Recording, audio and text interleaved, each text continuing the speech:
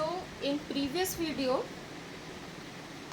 I have told you that in meiosis 2 at the last of cytokinesis what happened?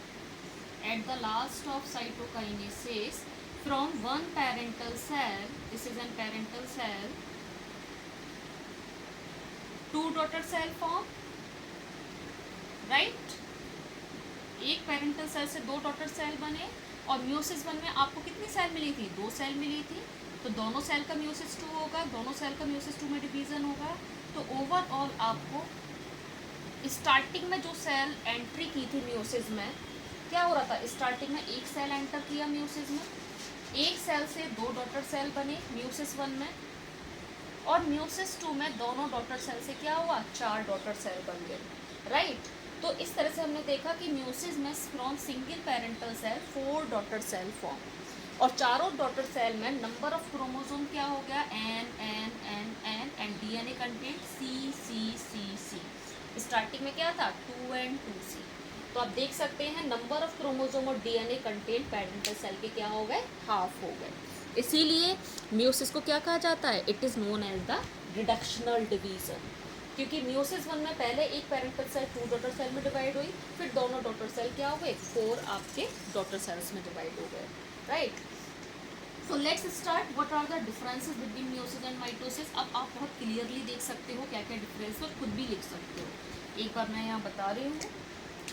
Let's start the differences between the mitosis and meiosis.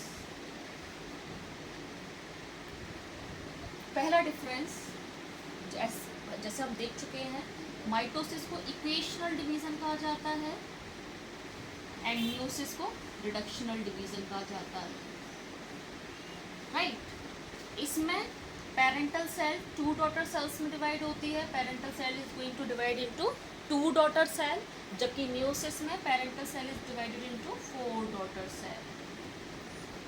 DNA content and chromosomal number remain same. आप लोग पूरा लिखोगे, मैं बस यहाँ short में लिख रही हूँ। DNA content and chromosomal number remain same in mitosis division, yet in meiosis division DNA content and chromosomal number become half of the parental cell, right?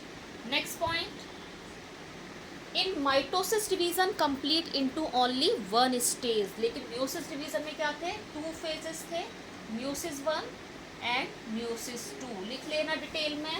It complete in 1 phase but it consist of 2 phases, meiosis 1 and meiosis 2।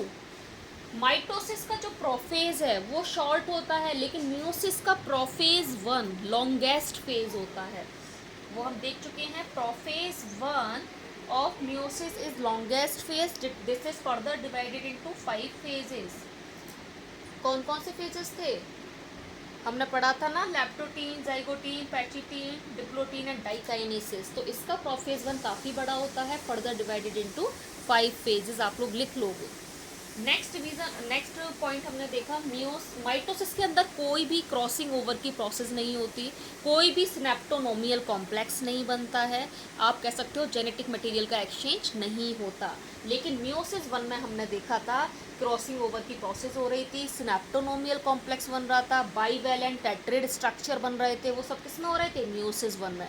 लेकिन ऐसी कोई भी process crossing over mitosis में नहीं होती है, right. तो these are the major differences between the mitosis and meiosis. और बाकी का बेटा अब रह गया है इसके अंदर, what are the significance of mitosis and meiosis. तो सिग्निफिकेंस आपको पता ही चल गया है। अगर हम माइटोसिस की बात करते हैं, माइटोसिस बेसिकली हमारी सोमेटिक सेल्स के अंदर होता है। ये भी डिफरेंस हो जाएगा, लिख लेना डिफरेंस में। Mitosis basically occur in the somatic cell, but sometime it also found in the germ cell. मैं पहले आपको बता चुकी हूँ, meiosis takes place in the germ cells. तो हमारे ग्रोथ और डेवलपमेंट के लिए माइटोसिस की रिक्वायरमेंट होती है, और म्यूसिस की रिक्वायरमेंट कहाँ होती है? जब गैमीट फॉर्मेशन होता है। जब गैमीट फॉर्मेशन होता है, न्यू सेक्स सेल्स फॉर्मेशन होते हैं, then we have the requirement of the meiosis. So these are the significance of mitosis and meiosis. Now the chapter has been completed. What you will have to do? You will have to do the NCERT questions. Go through the video, make your own notes and do the NCERT questions, right?